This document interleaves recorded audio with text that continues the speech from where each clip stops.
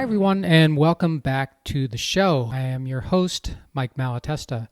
On this podcast, I dig in deep with every guest to get to the roots of their success, to discover not just how it happened, but why it matters. My mission is to expose the ideas and clues you need to inspire, activate, and maximize the greatness in you.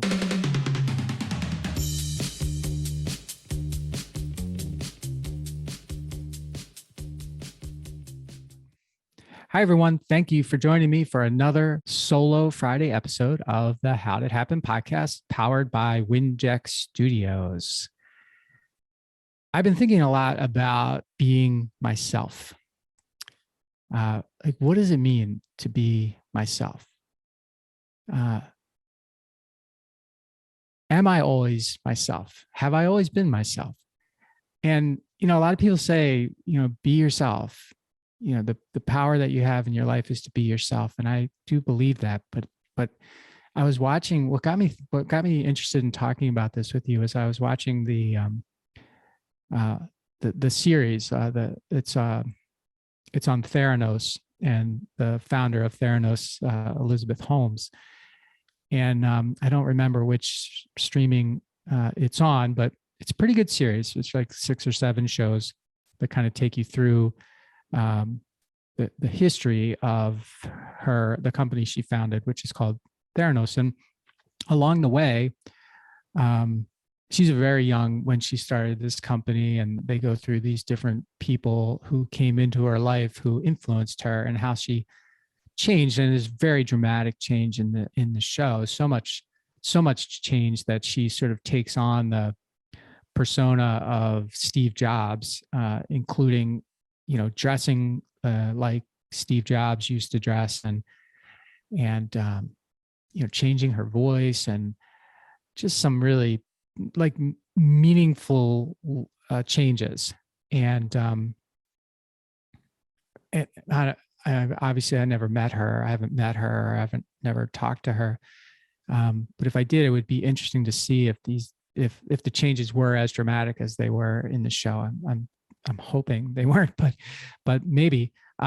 Anyway, her experience going through this and those changes made me think about what it means to be myself. And on the one hand, I've never had any trouble being myself, right? And I've never had any trouble being myself because I've never had any option, right? And I was thinking about it. I was like, well, it's true and not true. It's true. I've always been me. My body's never been hijacked by someone else. So I really have just been me. But on the other hand, it's not true, because there have been times when I have not wanted people to see or experience the real me, meaning the whole me. I only wanted them to see the parts that I liked, or the parts that I thought maybe look, best. And the rest I kind of hid or hoped would never be, maybe hid is too suppressed. Suppressed is maybe a better word. And today, I think that I'm more like myself than I've ever been. And I think that part of that is due to me writing my book, Ownership, which, really, I use that as a way to get more of myself, expose more of myself than I ever have in my whole life. And that was very scary, but it was also super helpful, because I was able to get a lot of the parts out about me that were really getting in the way of me showing people who I was. What is the collection of all of my experiences? But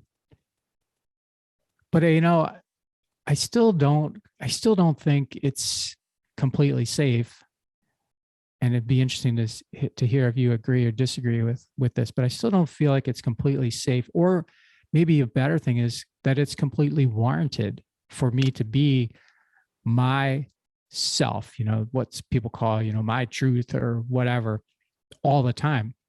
Because sometimes myself, what what I am and the way I would react to things, um, for example, would hurt someone else, maybe with an offhand comment or a harsh critique, which is me, that's how I really feel, that is myself. But then I look at it and I say, well, what's the point?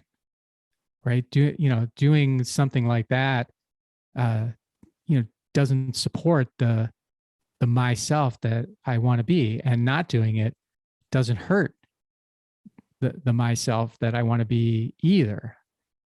So I feel like there's always this line, and Elizabeth Holmes in the Theranos story, she certainly walks a line that I'm definitely not walking any longer, and I hope you're not walking a line like that, where you're essentially, I don't know, almost pretending to be someone else. I'm fortunate that I don't think I've ever done that, at least not the whole me.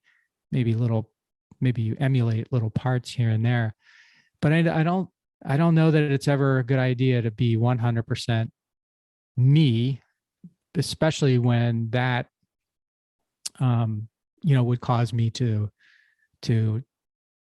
take a shot at somebody that, which might be what I want to do and what I think is appropriate. But if there's not a value to them, like I'm not coaching them, for example, or they haven't invited my opinion into their world, I just feel like I just keep it to myself. And so that's funny. Being myself is about keeping things to myself sometimes. So that's a great place to end. I do thank you so much for investing your time in me today with this solo episode. And until next time, maximize your greatness.